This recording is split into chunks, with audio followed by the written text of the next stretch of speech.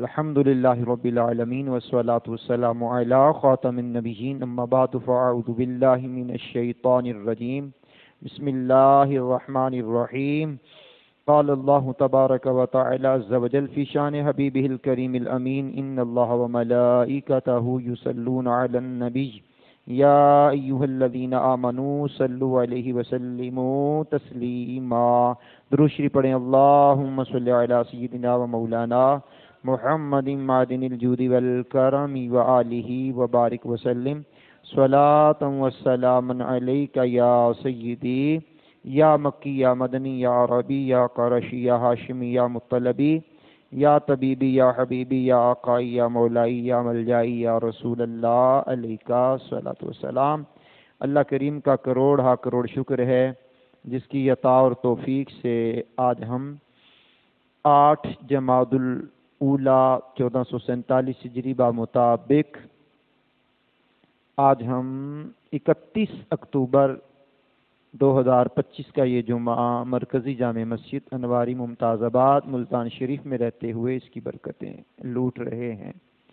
پچھلے جمعۃ المبارکہ کو ہم نے تربیت اولاد کے حوالے سے بیان کیا اور اس جمعے کو بھی انشاءاللہ تربیت اولاد کے حوالے سے کچھ باتیں کرنے کی کوشش کروں گا۔ تمہید کے طور پر چند جملے ہیں کہ عمدہ بیج بھی اسی وقت اپنے جوہر کو دکھاتا ہے جبکہ اس کے لیے عمدہ زمین کا انتخاب کیا جائے۔ مطلب آپ نے اور میں نے کبھی کبھار جو سفر کرنا ہوتا ہے، آپ کو ہم اکثر سفر میں رہتے ہیں تو بس پہ یا ٹرین پہ سفر کرتے ہوئے راستے میں کچھ زمینیں ایسی آتی ہیں جو بے آباد ہوتی ہیں اور بعض زمینیں ایسی ہوتی ہیں بے آبادی کی وجہ ان کی یہ ہوتی ہے کہ وہ شور والی زمین ہوتی ہے، سیم زدہ زمین ہوتی ہے، بعض پتھریلی زمینیں ہوتی ہیں، بعض نکارہ ہوتی ہیں، وہاں کوئی فصل ہو ہی نہیں سکتی، نہ وہ رہائش کے قابل جگہیں ہوتی ہیں نہ وہ کسی فصل کو کاشت کرنے کے قابل ہوتی ہیں۔ تو اچھا بیج ہونا یہ الگ معاملہ ہے اور بیج جس میں ڈلنا ہے اس زمین کا بھی اچھا ہونا ضروری ہے، نہیں تو بیج بھی ضائع ہو جاتا ہے۔ اب اولاد کے حقوق میں سے تربیت اولاد کے حوالے سے پہلا پہلو یہ ہے کہ مرد کس عورت کا انتخاب کرے۔ عورت کو مثل زمین کہا گیا ہے اور زمیندار تو اس کو اپنی ماں کہتے ہیں، اور بعض زمیندار ایسے غیرت مند ہوتے کہتے ہیں ہم نے زمین نہیں بیچنی، اپنی ماں کو بھی بیچتا ہے کوئی، یعنی وہ زرعی رقبے کو بیچنا پسند نہیں کرتے۔ تو زمین عورت مثل زمین۔ اب عمدہ بیج کے لیے عمدہ زمین کی ضرورت ہوتی ہے، عمدہ زمین کی، اور حضور نبی کریم علیہ السلام کی حدیث ہے، امام بخاری نے اس کو لکھا ہے، 5090 نمبر حدیث ہے۔ کریم آقا نے فرمایا کسی عورت سے 4 وجوہات کی بنا پر 4 باتوں کو مد نظر رکھ کر کے نکاح کیا جاتا ہے۔ نمبر 1 حضور نبی کریم علیہ السلام نے فرمایا اس کا مال، نمبر 2 حسب و نسب، نمبر 3 حسن و جمال، نمبر 4 دیندار۔ فرمایا تمہارا ہاتھ خاک آلود ہو، تم دیندار عورت کے لیے کوشش کرو۔ اب عورت دیندار ہوگی تو جو آگے اولاد پیدا ہونی ہے، اولاد کی تعلیم و تربیت کرنے والی ماں چاہیے۔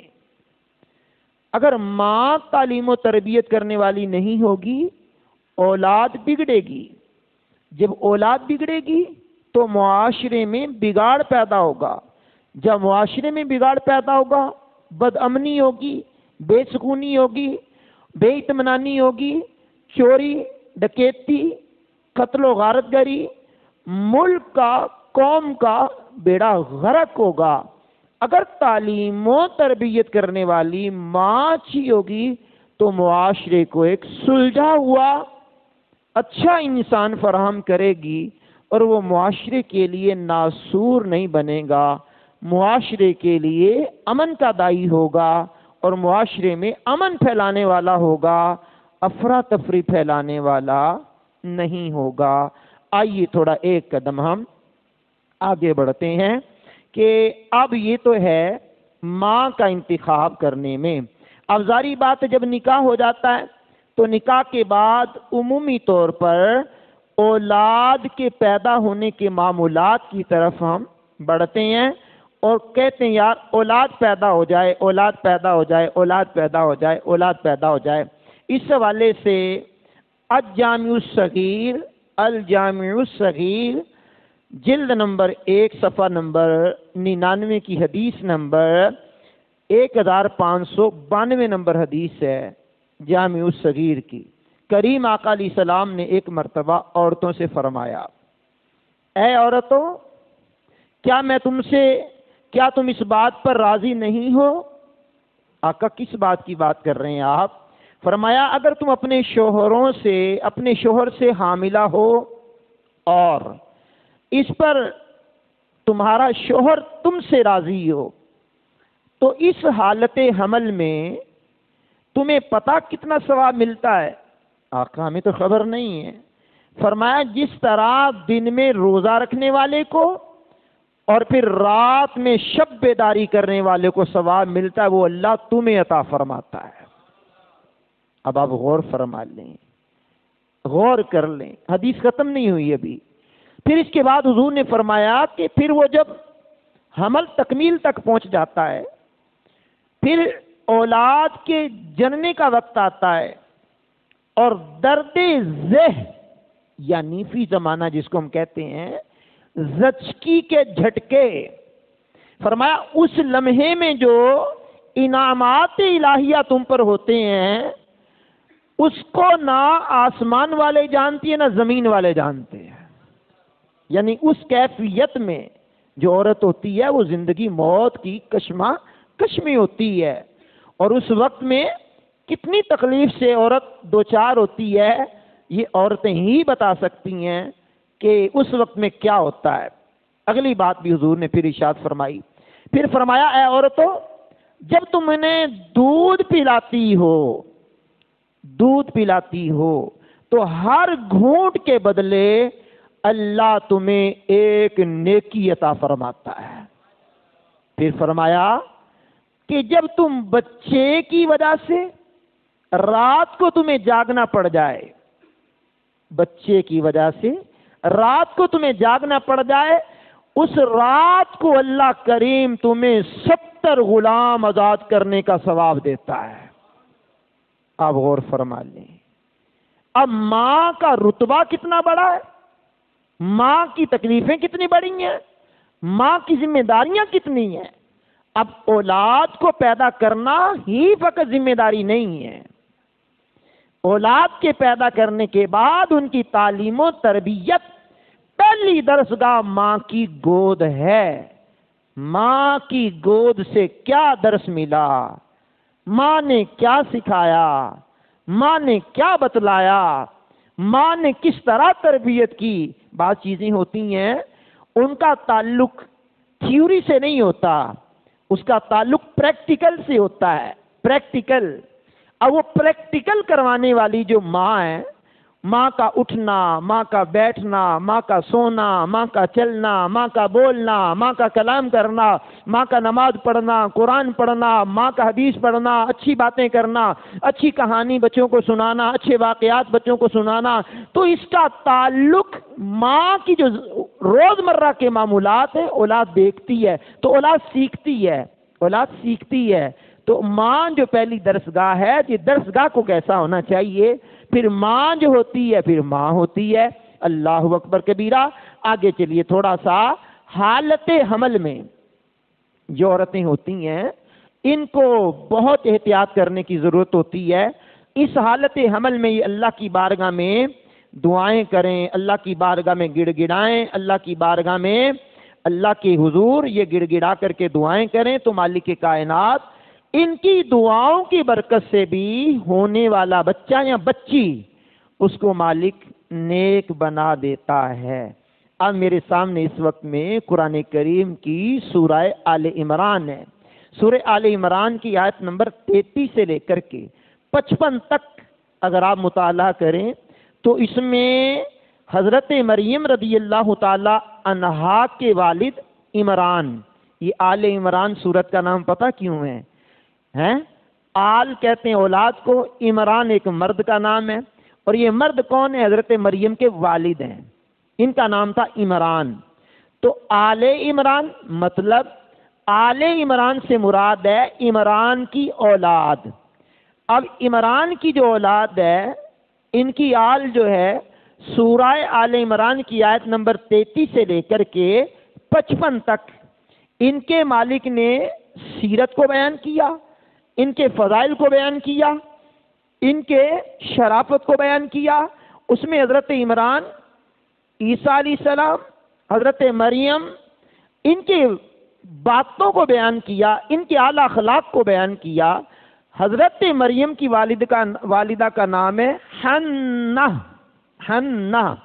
حنہ جب حاملہ ہوئی تو انہوں نے اللہ کی بارگاہ میں دعا مانگی، وہ دعا کا قرآن نے ذکر کیا، کہا مالک اگر جو میرے پیٹ میں ہے یہ پیدا ہوگا تو میں اسے تیری بارگاہ میں پیش کر دوں گی، مطلب وقف کر دوں گی، مطلب بیت المقدس میں مقرر کر دوں گی، بیت المقدس میں یہ رہے، بیت المقدس کی خدمت کرے، تیری عبادت کرے، ہم اس سے کوئی اپنا ذاتی کام نہیں لیں گے۔ اب یہ سورہ آل عمران کی آیت نمبر آپ 34 سے 35 پھر 36 کی طرف بڑھ جائیں تو جب یہ پیدا ہوا یا پیدا ہوئی، بلکہ پیدا ہوئی، حضرت مریم پیدا ہو گئی تو انہوں نے کہا مالک اے میرے رب، میں نے تو لڑکی جنی ہے، میں نے تو لڑکی کو پیدا کیا ہے، تو اللہ خوب جانتا ہے جو کچھ وہ جنی ہے اس نے وہ اس لڑکے سے بہتر ہے جو اس کی خواہش کر رہی تھی۔ اچھا، تو اس کا نام اس نے مریم رکھا، حضرت مریم کی والدہ نے مریم رکھا۔ میں اسے اور اس کی اولاد کو تیری پناہ میں دیتی ہوں روندے ہوئے شیطان سے۔ یہ حضرت مریم کی والدہ نے دعا مانگی۔ اب جو پیدا ہونے والی بیٹی کی جگہ بیٹے کی تمنا کی تھی کہ میں نے اسے اللہ کی بارگاہ میں منت مانگی ہے اور منت پوری کرنے میں ناکامی ہو رہی تھی کہ یہ تو بیٹی پیدا ہوئی ہے، تو مالک نے فرمایا یہ بیٹی اس لڑکے سے بہتر ہے، بیٹی اس بیٹے سے بہتر ہے جس کی تم تمنا کر رہے ہو۔ اب انہوں نے کفے افسوس اس لیے نہیں ملا کہ ہائے بیٹی کو پیدا ہو گئی، اس لیے افسوس کیا کہ منت پوری نہیں ہوگی۔ اب منت کی یہاں بات آئی ہے تو اس پہ تھوڑا سا کلام کر لیتے ہیں۔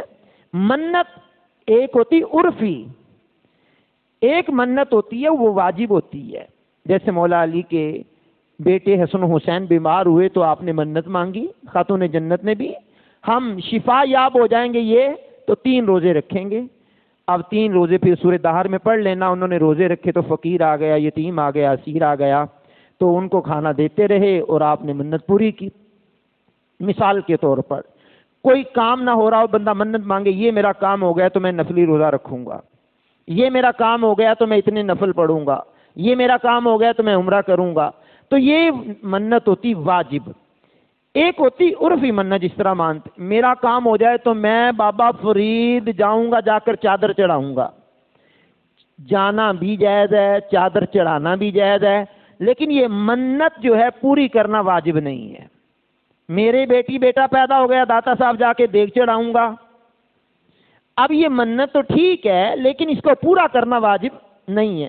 عبادت کی کوئی نیت کی ہو تو پھر اس کو پورا کرنا واجب ہوتا ہے۔ جن دنوں میں ہم والدین کے حقوق بیان کر رہے تھے، ہمارے یوٹیوب چینل پہ قاری محمد رمضان اتاری کے نام سے جو ہمارا یوٹیوب چینل ہے، اس میں ہمارے تقریباً 6-7 جمعے ہم نے اس پر کلام کیا ہے، وہ آپ کو یوٹیوب سے مل جائے گا۔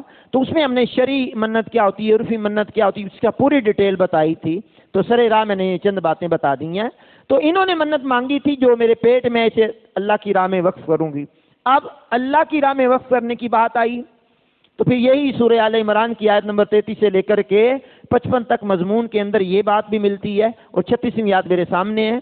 کہا پھر انہوں نے وہاں بھیجا، ہر ایک کی تمنا تھی کہ یہ ہمیں ملے ہمیں ملے ہمیں ملے. تو کہا قرآن اندازی کر لو، جس کی قسمت میں یہ ہوگا ان کی دیکھ بھال، ان کی جناب والا کھانے پینے کا انتظام وہی کرے گا. تو قرآن اندازی کی گئی تو حضرت زکریا کا نام نکلا. تو حضرت زکریا بعض روایات میں ملتا ہے کہ حضرت مریم کے خالو ہیں، ان کی ذمہ داری لگ گئی کہ یہ ان کو سنبھال لیں گے.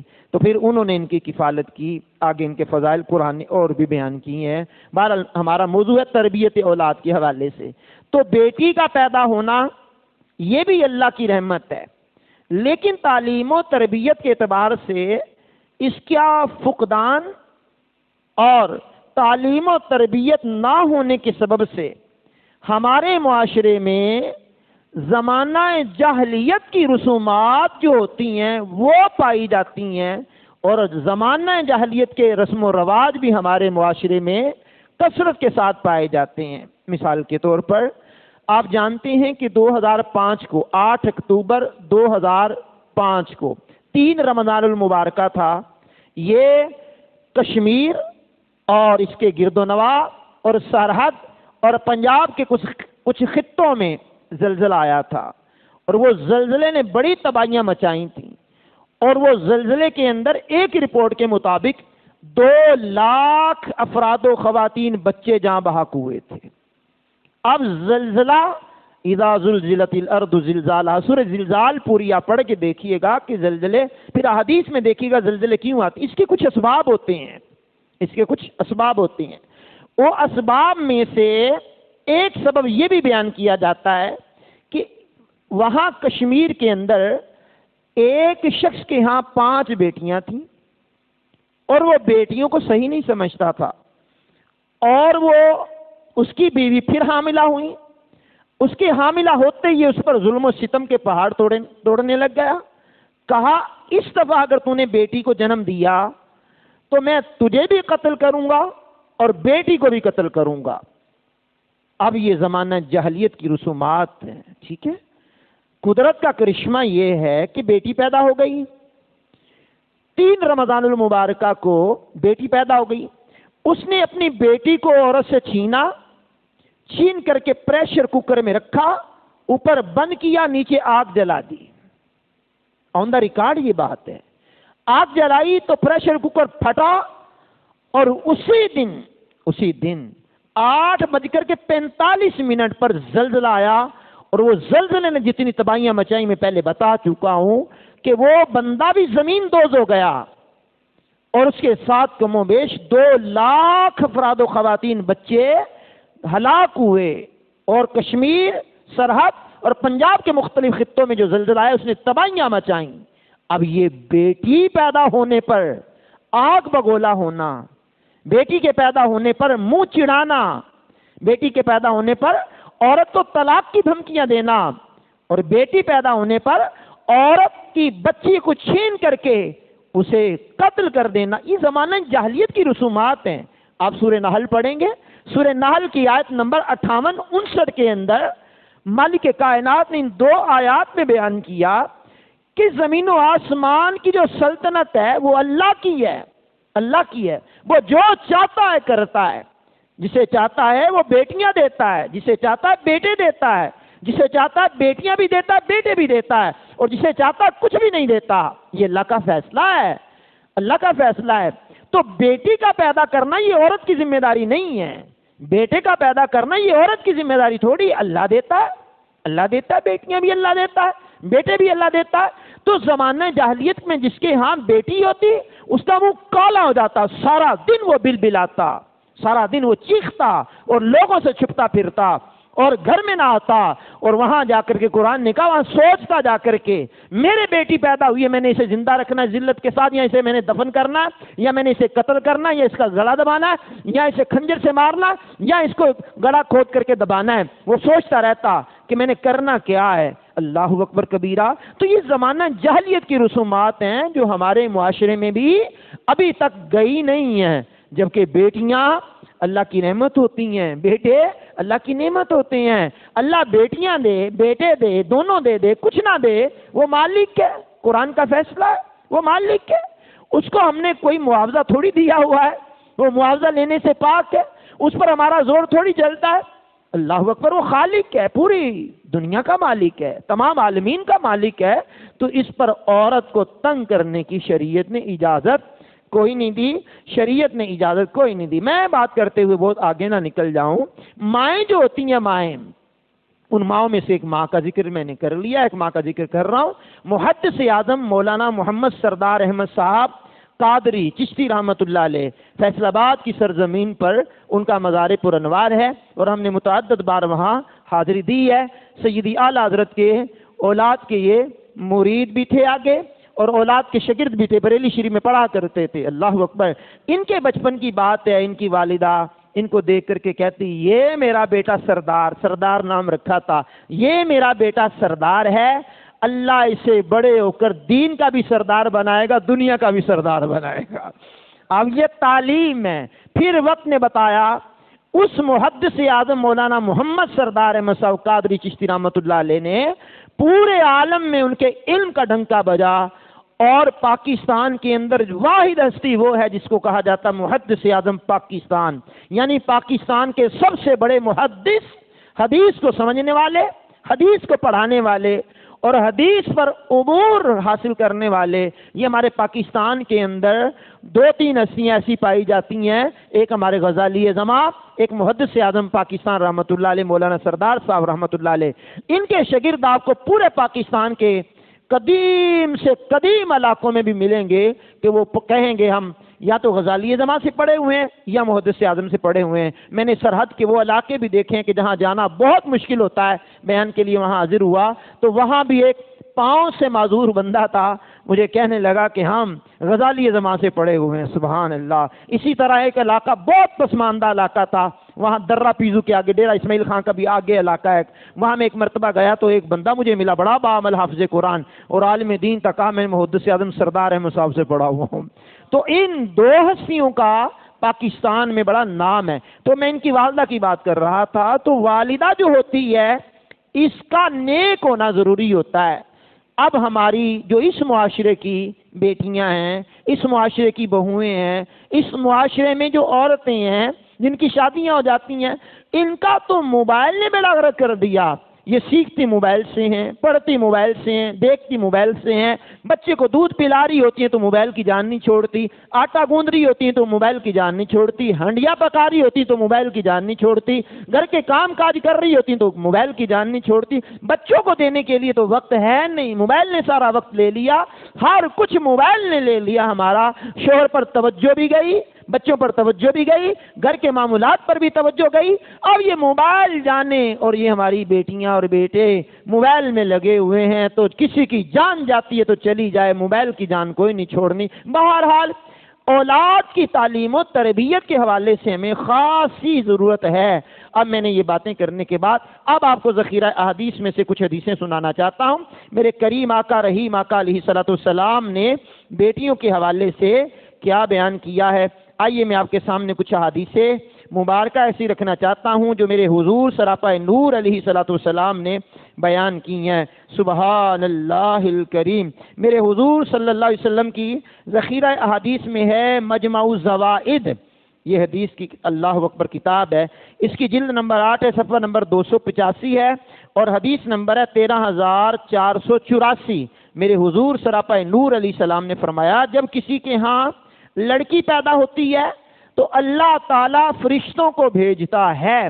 جب وہ فرشتوں کو بھیجتا ہے تو فرشتے آ کر اس گھر میں کہتے ہیں, اے گھر والو تم پر سلامتی ہو. اب میں نے بیٹے کے بارے میں یہ حدیث کوئی نہیں پڑھی, بیٹی کے بارے میں پڑھی ہے. کہا اے گھر والو تم پر سلامتی ہو. پھر وہ فرشتے سلامتی دینے کے بعد اس بچی کو اپنے پروں میں لے لیتے ہیں, پھر اس کے سر پر ہاتھ پھیرتے ہوئے کہتے ہیں, یہ کمزور سی جان ہے, کمزور سی عورت سے پیدا ہوئی ہے. جو شخص اس کمزور کو, اس کمزور کی پرورش کرے گا, اس کی پرورش کی ذمہ داری لے گا, قیامت تک اللہ اس کا مددگار ہوگا۔ سبحان اللہ۔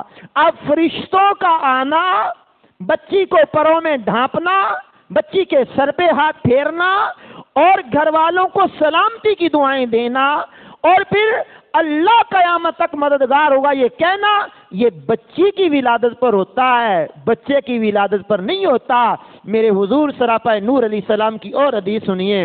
میرے حضور نبی کریم علیہ السلام نے فرمایا، تم بیٹیوں کو برا مت کہو، کیونکہ یہ بیٹیاں بہت محبت کرنے والیاں، غم گسار اور مہربانیاں کرنے والی ہوتی ہیں۔ سبحان اللہ۔ جتنا پیار بیٹیاں کرتی ہیں، بیٹے تو اتنا پیار نہیں کرتے۔ مسند الفردوس کی حدیث نمبر 7500 یہ 56 نمبر حدیث ہے۔ اللہ اکبر۔ اب یہ بیٹیاں پیار کرنے والیاں، غم گسار بیٹیاں، اب یہ مہربانی کرنے والیاں بیٹیاں ہوتی ہیں۔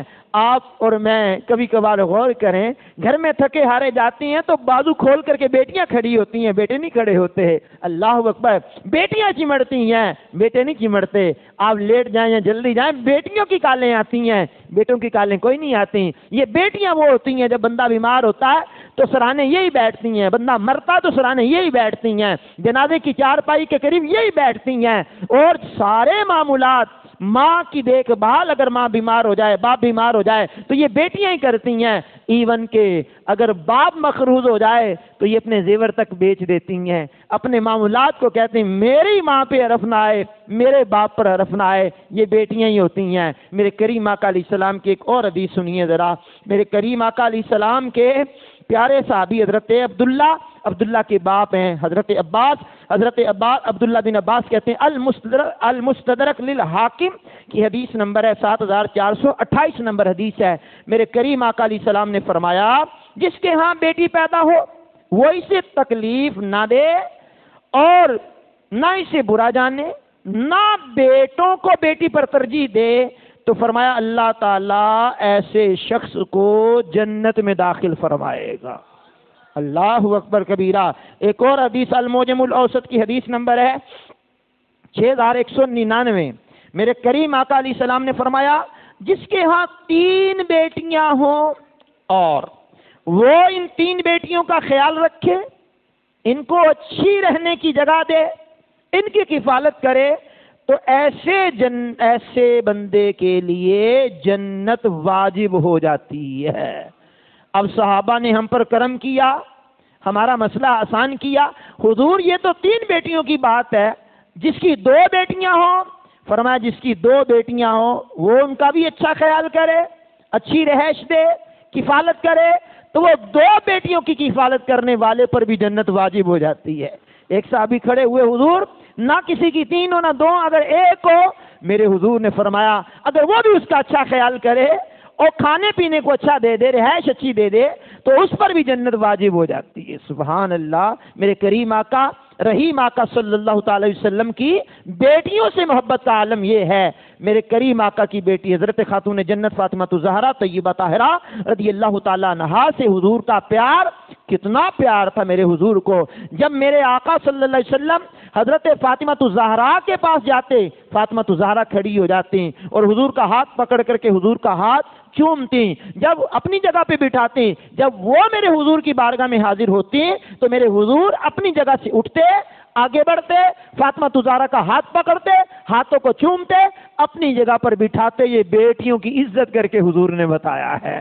اللہ اکبر کبیرہ۔ اور بیٹیاں کتنی پیار محبت والی ہوتی ہیں، اور یہ اللہ کا کرم ہے جس کو بیٹیاں دے دے، بیٹے دے دے، دونوں دے دے، کچھ بھی نہ دے۔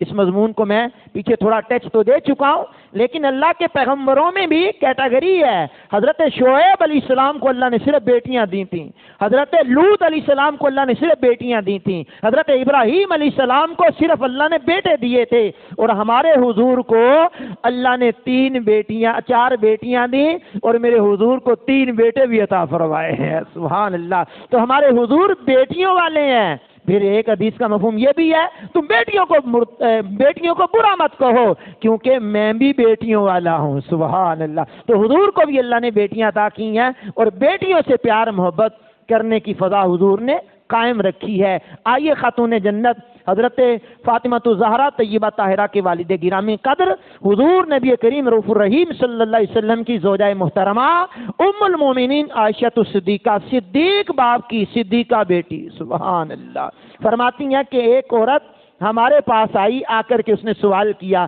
غریب تھی، کمزور تھی، مسکین تھی، کچھ اللہ کے نام پہ دو۔ ام المومنین کہتی ہیں میں نے 3 کھجوریں اس کو دیں، اس عورت کو 3 کھجوریں دیں۔ اس نے 2 بیٹیاں اس کے ہمراہ تھیں، اس نے 3 کھجوروں کو کیا کیا، ایک بیٹی کو 1 کھجور دے دی، دوسری بیٹی کو 1 کھجور دے دی۔ ام المومنین کہتی ہیں میں نے دیکھا کہ اب یہ تیسری کھجور خود کھائے گی، کہا نہیں، اس نے خود نہیں کھائی۔ جب وہ 2 بیٹیوں کو دی کھجوریں وہ کھا چکی، اس نے تیسری کھجور کو 2 حصوں میں تقسیم کیا، آدھا ایک بیٹی کو دے دیا، آدھا ایک بیٹی کو دے دیا۔ اب یہ معاملہ بڑا عجیب تھا۔ ام المومنین کہتی ہیں جب حضور نبی کریم صلی اللہ تعالی علیہ وآلہ وسلم گھر میں تشریف لائے تو میں نے یہ کہا کہ حضور یوں ہوا ہے، یوں ہوا ہے۔ میرے کریم آقا علیہ الصلوۃ والسلام نے فرمایا اس عورت نے جو احسار کیا خود نہیں کھائی، اولاد کو کھلا دی، احسار کیا، اس احسار کے بدلے اللہ نے اس عورت پر جنت کو واجب کر دیا ہے۔ تو یہ مائیں ہیں، ماؤں کی ذمہ داریاں زیادہ، مقام و مرتبہ تو ان کا زیادہ ہے، ان کے قدموں کے نیچے جنت تو ہے۔ ابتدا میں نے آپ کو سنایا ہے کہ ماں جو ہے اس کو نکاح کرنے میں بھی اچھی عورت کا انتخاب کیا جائے۔ پھر میں نے یہ کہا ہے حالت حمل میں عورت کس طرح گزارتی ہے وقت، اس کا ثواب ایک ایک چیز پر میں نے کلام کیا۔ پھر جب بیٹی ہوتی ہے پھر اس پر بھی کلام کر دیا۔ سورہ آل عمران کی آیت نمبر 33 سے لے کر 55 تک کا خلاصہ آپ کے سامنے رکھا۔ پھر حضرت مریم رضی اللہ تعالیٰ عنہا کی والدہ حضرت حنا کا حالت حمل میں ہونا، پھر ان کا دعائیں مانگنا، وہ میں نے ذکر کیا۔ پھر سورہ نحل کی آیت نمبر 58 اور 59 کو آپ کے سامنے رکھا۔ پھر امام مسلم، امام ابو داود، امام بخاری کی کچھ احادیث آپ کے سامنے رکھی۔ آخر میں ام المومنین حضرت عائشہ الصدیقہ رضی اللہ تعالیٰ عنہا کا یہ معاملہ صحیح مسلم کی کتاب البر والصلہ حدیث نمبر 2630 یہ میں نے آپ کے سامنے رکھی ہے۔ تو خلاصہ کلام کیا بنا؟ خلاصہ کلام یہ بنا کہ اللہ بیٹیاں دے تو بھی راضی رہیے، اللہ بیٹے دے تو بھی راضی رہیے، دونوں دے دے تو بھی راضی رہیے، کچھ بھی نہ دے تو اس کی رضا پر راضی رہیے۔ یہ اللہ کے کام ہیں، بندوں کے کام نہیں ہیں۔ اللہ کے کاموں میں شراکت کرنے کی کوشش نہ کیجیے۔ جس نے اللہ کے ساتھ شراکت کرنے کی کوشش کی ہے اللہ نے اس کو تباہی کے گھاٹ اتارا ہے۔ یہ مالک کے کام ہے، بندوں کے کام نہیں ہے۔ جو بندوں کے کام ہے وہ بندوں کو کرنا ہے۔ اولاد کی تعلیم و تربیت کے حوالے سے یہ میں نے آپ کے سامنے کچھ باتیں رکھی ہیں کہ بیٹیوں کی بھی تربیت کرنی ہے، بیٹوں کی بھی تربیت کرنی ہے۔ اللہ دونوں دے دے، دونوں کی بھی تربیت کرنی ہے۔ کھانے پینے کے انتظامات پر جتنی ہماری توجہ ہے، بیٹی اور بیٹیوں کے لباس پر جتنی ہماری توجہ ہے، ان کی سہولیات پر جتنی ہماری توجہ ہے، اللہ کرے اتنی توجہ ان کی تربیت پر بھی ہو جائے۔ تعلیم پر توجہ ہے، تعلیم اور ہوتی ہے بھائی، تربیت اور ہوتی ہے۔ تعلیم الگ سے چیپٹر ہے، تربیت الگ سے چیپٹر ہے۔ تعلیم پر تو پانی کی طرح پیسہ بہایا جاتا ہے، لیکن تربیت پر کوئی وقت خرچ نہیں کیا جاتا۔ تربیت کس نے کرنی ہے؟ آپ نے کرنی ہے، باپ نے کرنی ہے، ماں نے کرنی ہے۔ گھر میں 4 دیواری میں اس کی تعلیم و تربیت ہونی ہے، تربیت اس کی یہاں ہونی ہے، یا دینی اداروں میں ہونی ہے، یا معلمین نے کرنی ہے، یا اساتذہ نے کرنی ہے۔ اب بقیہ جو ادارے جن کے میں نے نام لیے تعلیم و تربیت اس میں کیا ہے یہ آپ بھی جانتے ہیں۔ تعلیم تو چلیے مل جاتی ہے، تربیت نام کی کوئی چیز ہوتی نہیں ہے۔ بہرحال تعلیم و تربیت دونوں لازم و ملزوم ہیں۔ اپنی اولاد پر خصوصی طور پر توجہ دیجئے، اپنی اولاد کی تربیت کی طرف توجہ دیجئے۔ اللہ نے چاہا تو انشاءاللہ آئندہ جمعہ بھی ہمارا تربیت اولاد کے حوالے سے ہی ہوگا۔ عرشوں کا مالک مجھے بھی آپ کو بھی عمل کی توفیق دے۔